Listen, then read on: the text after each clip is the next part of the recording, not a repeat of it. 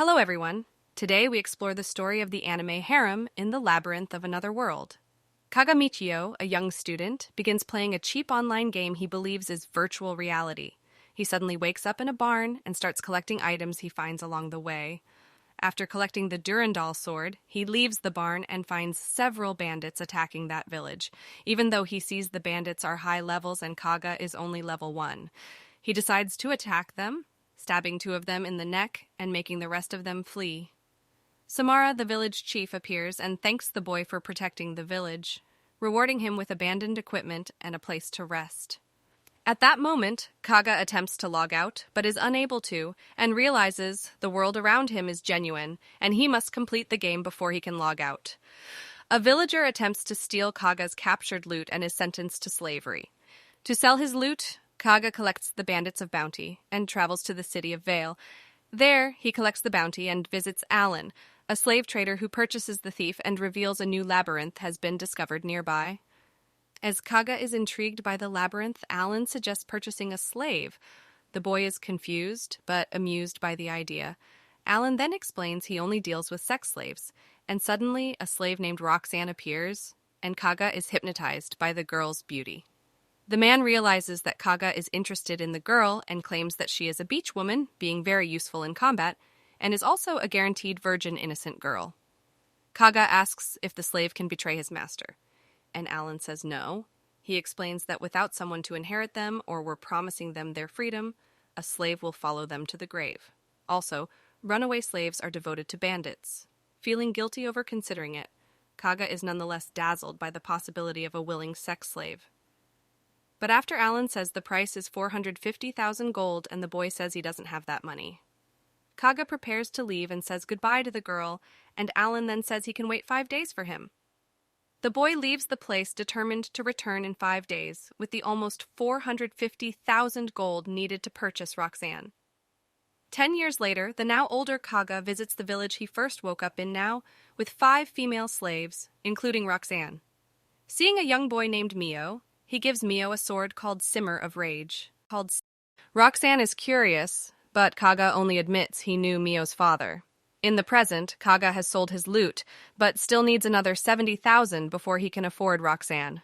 To earn money quickly, he decides to enter the labyrinth to lose valuables. Fearing his sword Durandal is too tempting for thieves, he hides it within his character menu and purchases a basic scimitar. Entering the labyrinth, he begins to experiment with the skills he has acquired, which include thief, explorer, and hero. After slaying monsters, he notices depleting. His magic causes depression, so he decides to avoid spellcasting until he can increase his magic capacity. After his first day, he earns a pittance on loot, meaning he must defeat more dangerous monsters for more valuable loot. Accidentally falling into a monster nest, he almost dies, only kept alive by Durandal's health and magic absorption enchantments. After defeating the nest, he returns to Vale and learns the comrades of the bandits he killed are in the area. Kaga decides to hunt them for the bounty.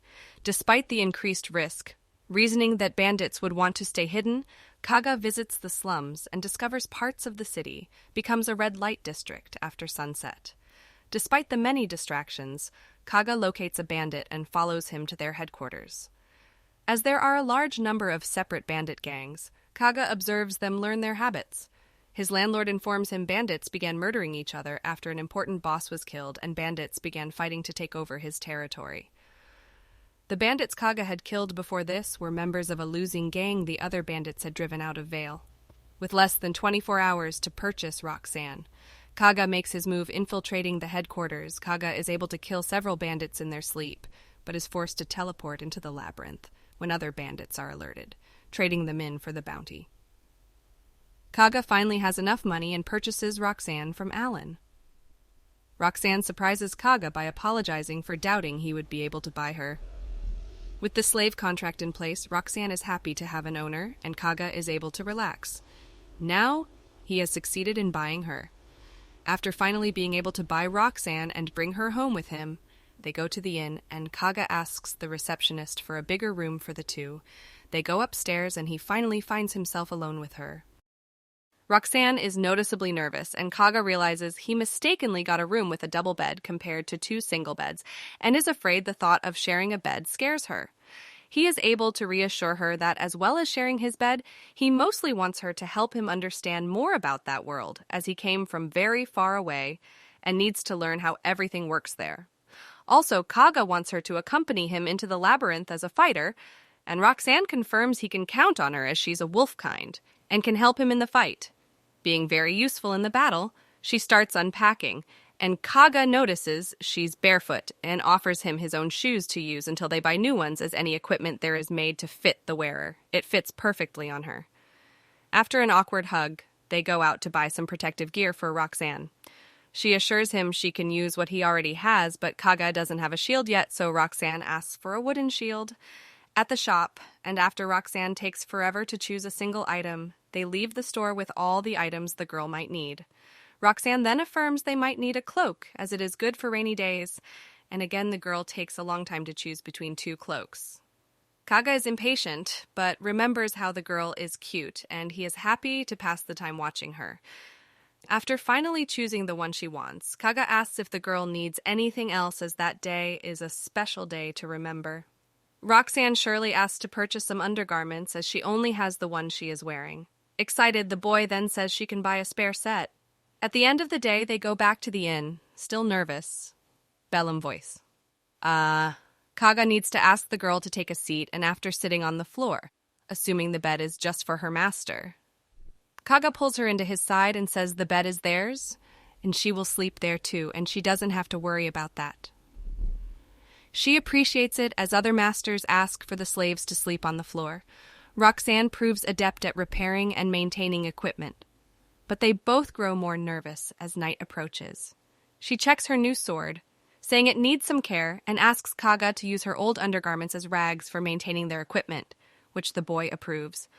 Roxanne says he can eat while she is working, but the boy suggests they eat together.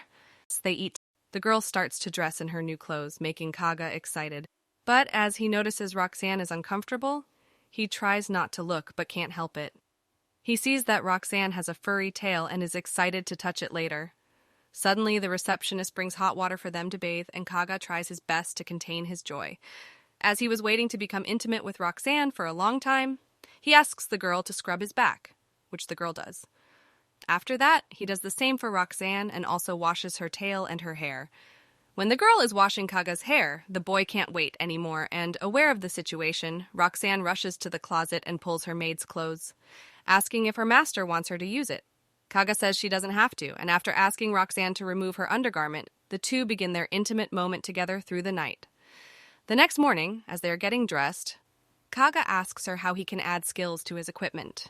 Roxanne then explains that he would have to purchase the gear that already comes with the skills equipped, and explains if the boy wants to add skills, he will need skills crystals, an item that is formed through the accumulation of monster skills, and it's found rarely in the labyrinth.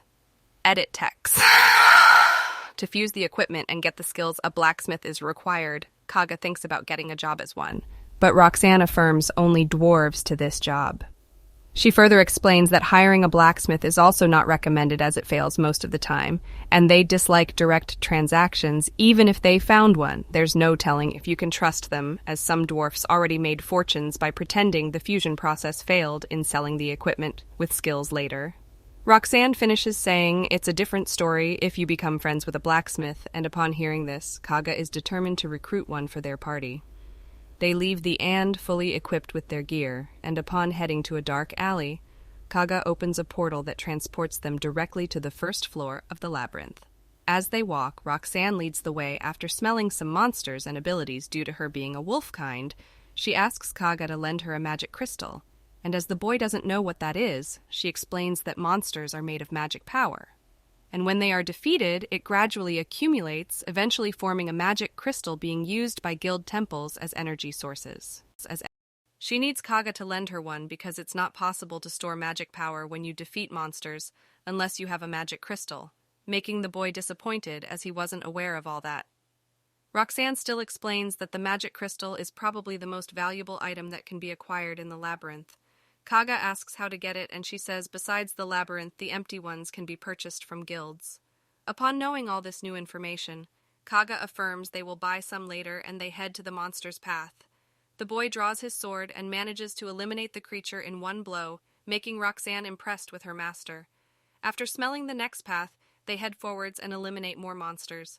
At the end, Kaga is grateful to Roxanne for defeating so many monsters on her own, saying her power is impressive. She explains how she was a newcomer to the party she used to be part of, and as nobody listened to her, she had to watch battles from a distance and learn, as she was still standing. Kaga asks her to take his seat on his side, and says that from now on she doesn't need to wait to be told to sit, and she should sit as close to him as possible. He asks to touch her ears and says he is enjoying himself. He mentions that it reminds him of grilled seaweed-wrapped mochi, something he used to eat in his homeland. Upon hearing this, Roxanne sadly asks her master if he will be returning to his homeland anytime soon. Kaga then explains he won't, as he actually can't. The girl shares her worry about him leaving as the people sell the slaves they no longer need, and the Kaga assures her he plans on keeping her forever. He still comments that he wants to recruit more members to their party to become more strengthful in his thoughts. Kaga understands that Roxanne is consenting to Harem. They had to buy a magic crystal, and Kaga asks the receptionist for 2. She asks if it's possible to be black magic crystals, and the boy buys them, showing his purchase to Roxanne. She explains the magic crystal's color changes depending on the magic power stored inside it. They turn red after defeating 10 monsters and purple after defeating 100. Kaga asks if there's a limit, and she responds that after defeating 1 million monsters they turn white, but stop at the green, which is 10,000. It's typical for them to sell after turning blue after defeating 1,000 monsters.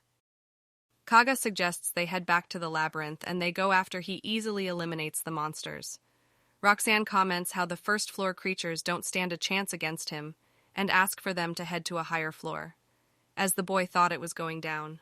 Roxanne explains the labyrinth goes upwards as it is a living creature that lures people to them, uses monsters to defeat them, and feeds on their bodies. To defeat the labyrinth, it's necessary to kill the boss on the highest level, considering to fight this battle. Kaga asks if there are any spells to attack all targets, as he wants to acquire a way to attack multiple monsters at once, but the girl responds she doesn't know much about them. Thinking to himself, Kaga realizes that in order to become a mage as he wishes, he should try casting spells. But when he tries to use them on a monster, nothing happens, making him think he doesn't have enough MP to cast them. Looking at the magic crystal, the boy notices it's now red as he already killed 10 monsters. As Kaga has a crystallization upgrade as a bonus skill, the magic crystal quickly becomes purple after he only defeated 32 monsters. Wanting to increase their healing abilities, Kaga asks her to fight along with her bare hands, and as Kaga struggles to do so, Roxanne manages to eliminate them with ease. A few monsters later, Kaga manages to heal himself with his new skill and sets Roxanne a new job as a monk, making the girl excited. Back in their room, they repeat their moment from the night before, washing each other and being intimate. The next day, they head to the labyrinth again, this time determined to eliminate the final boss, and that's the end of the video. Peace.